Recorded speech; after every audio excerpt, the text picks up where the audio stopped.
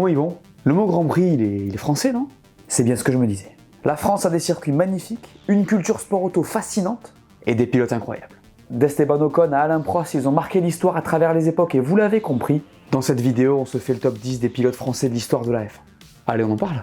Vous êtes toujours plus de 40% à regarder les vidéos sans être abonné, donc pour ne rien rater de ce qui arrive sur la chaîne, abonne-toi, laisse-moi ton meilleur pouce bleu pour le référencement et profite de la vidéo.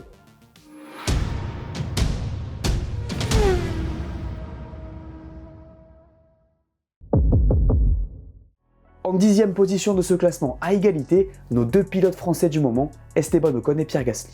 Je sais que certains d'entre vous ont une préférence, je comprends, mais pour moi c'est juste impossible de les départager. Regardons les chiffres. 133 Grands Prix pour Ocon, 130 pour Gasly. Esteban a 3 podiums, Pierre 4, et ils ont tous les deux une victoire. En vrai, c'est incroyable de voir deux mecs aussi proches en termes de palmarès alors qu'ils ont le même âge. Leur trajectoire est totalement symétrique. Les deux ont de la vitesse, de la performance, ils savent porter une équipe, et c'est vraiment cool de les voir ensemble dans cette équipe alpine. Après, étant donné des pilotes français qu'on a dans l'histoire, pas évident de les mettre plus haut sur la liste. Vous comprendrez. Pour moi, en 2023, ils ont été excellents. Je trouve que leur collaboration fonctionne vraiment bien chez Alpine. Ils sont vraiment le top de cette équipe. Je l'ai dit, deux pilotes français dans la seule équipe française du plateau, c'est ouf. Malheureusement, vous l'aurez compris, je ne peux pas ne pas les mettre ex aequo et je ne peux pas les mettre plus haut dans la liste.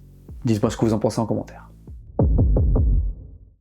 Le prochain dans cette liste est un pilote que les jeunes ne connaîtront pas. Il s'agit de Patrick Depailler. Et contrairement à beaucoup de pilotes de cette liste, il a gagné plus d'une fois. Regardons les stats. 95 Grands Prix, 19 podiums, 4 meilleurs tours, une pole position, 2 victoires. 9 fois deuxième sur les 19 podiums, les stats sont belles. J'en profite pour préciser que Depailler court entre 72 et 80. Vous comprenez pourquoi je vous dis que pas mal d'entre vous ne le connaîtront pas. Sa carrière en Formule 1 commence alors qu'il est encore en F2, puisque Ken Tyrrell lui donne 2 Grands Prix pour s'exprimer, ce qu'il va faire brillamment. C'est en 74 qu'il va disputer sa première saison complète de F1, toujours avec Tyrrell. En fait, il remplace François Sévère qui est tragiquement décédé, et ce retour va pas mal se passer. Une pole et une P2 permettent à tout le monde de comprendre qu'il est à sa place dans la catégorie reine. Je précise qu'il court la même année en F2 dont il remporte le titre. À l'époque, c'était possible. Bon. Chez Tyrrell, il va faire de très bons résultats, beaucoup de P2 comme vous l'avez vu, et c'est en 78 qu'il va enfin aller décrocher une victoire. L'année suivante, il passe chez Ligier où il conduit aux côtés de Jacques Lafitte dans un duo iconique du sport auto français à l'époque. Les mecs étaient de vrais stars. Avec cette voiture, il gagne en Espagne, mais un accident de deltaplane lui brise les jambes et met fin à sa saison. En 1980, il est transféré chez Alfa Romeo et travaille dur pour faire progresser sa voiture sur la première partie de saison. Malheureusement, il se tue tragiquement lors des essais privés d'Hockenheim qui précèdent le Grand Prix d'Allemagne. Un destin tragique pour un pilote hyper rapide. Parlons un peu de Jean Alesi, que vous connaissez très bien si vous regardez la F1 sur Canal, ou si vous suiviez ce sport dans les années 90. Monsieur Ferrari, qui est donc 8ème de ce classement. Commençons par ses stats si vous le voulez bien. 201 Grands Prix disputés, 32 podiums, 4 meilleurs tours en course, 2 pole positions, une victoire. Premier Grand Prix France 89, dernier Grand Prix Japon 2001. Un palmarès bien fourni. Et ben Jean Alesi, c'est une belle histoire. Un garçon bercé par l'automobile, qui commence par le karting et qui se retrouve à gagner un Grand Prix chez Ferrari. Ça ferait plaisir à n'importe qui, mais j'imagine que quand tu t'appelles Giovanni Alesi, ça fait particulièrement du bien. Enfin, Jean Alesi commence chez Tyrrell où il marque les esprits puisqu'il fait P4 de son premier Grand Prix, et c'est peu de temps après qu'il va véritablement montrer son potentiel. Face à Senna, à Phoenix.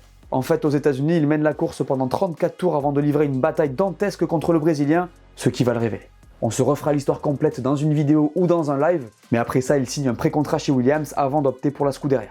Malheureusement, à ce moment-là, les rouges sont en crise et les résultats ne sont pas probants. Mais ce qui est important, les gars, et vous le voyez aujourd'hui, c'est qu'Alesi est hyper populaire auprès des tifosi. C'est un pilote très rapide, très apprécié dans le garage, mais qui manque un peu de chance. Ça vous rappelle peut-être quelqu'un. C'est d'ailleurs en partie cette popularité qui lui permet de survivre aux révolutions de Palais de 91, où Alain Prost est limogé notamment. L'apogée de sa carrière arrive en 95 au Canada, où il gagne l'unique Grand Prix de sa carrière. Après ça, il va courir chez Benetton, Sauber, Prost Grand Prix, et enfin il terminera sa carrière chez Jordan. Dites-moi ce que vous pensez de Jean Alesi en commentaire. Le prochain sur la liste, je sais que vous en avez entendu parler. Si c'est pas le cas, vous avez au moins déjà vu passer sa photo. Je vais maintenant vous parler de François Sévère, une icône du sport automobile français. Comme d'habitude, commençons par ses chiffres. 46 Grands Prix, 13 podiums, 2 meilleurs tours, une victoire. François Sévère, on le surnommait le Petit Prince parce qu'il avait tout pour réussir. Il allait vite, il était fougueux et il avait une sacrée gueule. Malheureusement, vous l'avez vu, sa carrière a été courte. Alors qu'il était entré dans le cercle très fermé des vainqueurs en F1 en 71 à Watkins Glen, c'est sur ce même circuit qu'il trouve la mort 2 ans plus tard. Il devait prendre la suite de Jackie Stewart chez Tyrrell et était annoncé comme un futur champion, c'est terrible. Ce qui est fou avec François Sévère en fait, c'est qu'au-delà de la France, il est resté une icône de la F1. Malgré le fait qu'il n'ait pas été là longtemps et qu'il n'ait gagné qu'un Grand Prix, on voit encore son portrait régulièrement. Parlons maintenant d'un autre pilote que les plus jeunes ne connaîtront pas forcément. Encore un, je sais. Il s'agit de Jean-Pierre Jabouille, donc P6 dans cette liste. 49 Grands Prix, 2 podiums, 6 pole positions, 2 victoires. En termes de ratio, on est pas mal du tout. Mais parlons un peu de Monsieur Jabouille. C'est en 1974 qu'il va avoir sa première opportunité en F1, d'abord en France avec une ISO de Frank Williams, puis en Grande-Bretagne sur une Surtees. Mais dans les deux cas, il ne va pas se qualifier. À l'époque, ça arrive. Et bien, c'est l'année suivante qu'il va parvenir à participer à son premier Grand Prix dans la 3e Tyrrell. Vous avez bien entendu. En 1976, il remporte le championnat de F2, et en parallèle, il est pilote de développement de Renault pour le moteur qui s'apprête à révolutionner le sport. Avec donc le V6 Turbo 1500 cm3. C'est l'année suivante qu'il prendra le volant de la voiture, avant de devenir titulaire en 78, et c'est en 79 qu'il ira chercher sa première victoire. En 1980, il n'est classé que 2 fois, mais va quand même chercher sa 2e victoire en carrière. Malheureusement à Montréal, il se casse la jambe, ce qui met fin à sa saison, revient avec Ligier l'année suivante, mais fait chou blanc. A noter que c'est Alain Prost qui le remplace sur Renault. Après la F1, il va toucher à peu près à tout entre le Dakar, l'Endurance, la Porsche Cup, bref, il va se régaler. Jean-Pierre Jabouille est décédé le 2 février 2023 à 80 ans. J'aimerais maintenant vous parler du plus ancien de tous, Maurice Trintignant. Vous avez d'ailleurs probablement déjà entendu ce nom. Premier Grand Prix 1950, dernier Grand Prix 1964. Attention les yeux. 81 Grand Prix, 10 podiums, 2 victoires. Vous l'aurez donc compris, Maurice Trintignant participe à la première saison du championnat de F1.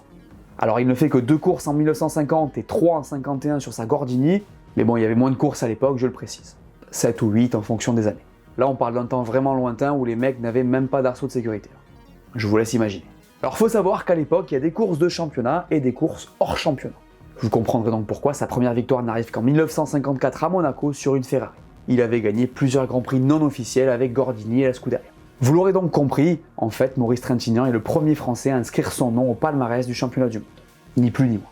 Il va ensuite faire des allers-retours en Formule 1 entre Van Wall, Ferrari, BRM, Aston Martin, Lotus et Lola, et il terminera sa carrière à Monza en 64 à 47 ans. Alors vous me dites ce que vous en pensez en commentaire, mais je trouve fou d'avoir pu rouler pendant 14 ans dans ces tombeaux roulants.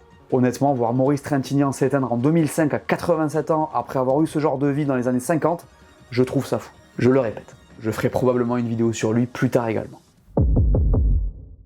Parlons maintenant de Didier Pironi, que l'on qualifie souvent de maudit. Regardons d'abord ses chiffres, puis on verra pourquoi. 70 Grands Prix disputés, 13 podiums, 5 meilleurs tours, 4 pole positions, 3 victoires. Mais son élan a été brusquement stoppé. J'en ai parlé dans ma vidéo sur le drame de Zolder, dont il n'est pas le principal intéressé, mais où il est acteur. Didier Pironi, c'est l'un des plus grands espoirs de sa génération. Il est jeune, il est fougueux, il est rapide.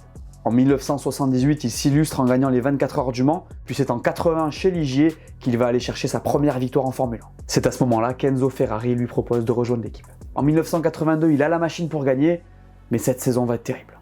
J'imagine que vous en avez entendu parler. Alors je n'entrerai pas dans le détail puisque je l'ai déjà fait dans ma vidéo sur Zolder, mais les choses dégénèrent entre Villeneuve et Pironi à Imola, ce qui débouche sur l'accident où Villeneuve se tue en Belgique. Par la suite, alors qu'il est en position de devenir champion du monde, Pironi est victime d'un terrible accident au Grand Prix d'Allemagne pendant les qualifs. Il survit au crash mais sa carrière en F1 est terminée, et malheureusement il se tue dans un accident de bateau de course en 1987. Vous comprenez pourquoi on l'appelle le maudit. Numéro 3 de ce classement, Jacques Laffite. Et là on est sur un profil intéressant. Parce que Jacques Laffite, qui a un palmarès qu'on peut qualifier d'excellent, n'a commencé sa carrière en F1 qu'à 31 ans. On va commencer par les stats quand même, pour que vous compreniez. 176 Grands Prix disputés, 32 podiums, 7 meilleurs tours, 7 pole positions, 6 victoires. Pas mal, non? D'ailleurs, il y a un truc que vous devez savoir puisque nous parlons des pilotes français, c'est que Jacques Laffite est le premier pilote tricolore à gagner dans une voiture française. C'était avec Ligier en 1977, et je pense que c'est important de le souligner. Alors les gars, il y a quelque chose que vous devez savoir, et honnêtement c'est assez ouf, encore une fois je referai une vidéo sur le sujet, c'est que Jacques Laffite, à la base, il commence comme mécano de Jean-Pierre Jabouille, dans les catégories de promotion. Je vous la fais courte, mais de fil en aiguille, il grimpe vers la F1 qu'il intègre, comme vous l'avez vu au début de ce chapitre, sur le tard. Sa carrière va être partagée entre Ligier et Williams, équipes entre lesquelles il va aller et venir entre 74 et 86. Malheureusement, sa carrière en Formule 1 va s'arrêter brutalement sur un accident à Brands Hatch, qui lui imposera une convalescence de 6 mois. On se souvient de lui comme l'un des pilotes les plus agréables du paddock, on en a parlé avec Pat dans ce podcast. D'ailleurs, vous savez probablement ce qu'il a fait après sa carrière puisqu'il a commenté la Formule 1 sur TF1 de 97 à 2012. Mesdames et messieurs, j'aimerais vous parler de René Arnoux, qui est numéro 2 de cette liste, vous allez voir c'est normal. On va commencer par les chiffres. René Arnoux a participé à 149 Grands Prix, a fait 22 podiums, 12 meilleurs tours en course, 18 pole positions et 7 victoires. J'imagine que vous ne l'aviez pas vu comme ça. En fait, il est tout simplement le pilote qui a le plus gagné après le numéro 1. 7 succès quand t'es français, ça souligne dans ce sport. J'ai oublié de vous parler de l'époque, tiens. René Arnoux court en F1 entre 78 et 89, donc il se mesure à des monstres comme Niki Lauda, Ayrton Senna, Nelson Piquet, Alain Prost. Sans oublier une génération française dorée composée de Patrick Depailler, Jacques Lafitte, Didier Pironi, Alain Prost et Patrick Tambay. Presque tous des pilotes dont je vous ai parlé en fait. Et pour aller un peu plus dans le détail, Arnoux ne l'a pas souvent eu facile en Formule 1. Son début de carrière est compliqué, il va d'équipe en galère à équipe en faillite, mais c'est un jour de 79 qu'il va se montrer. Pendant le Grand Prix de France, alors disputé à Dijon. Oui, à Dijon. En fait, il va se battre vigoureusement sur la piste avec Gilles Villeneuve, et ça va marquer les esprits.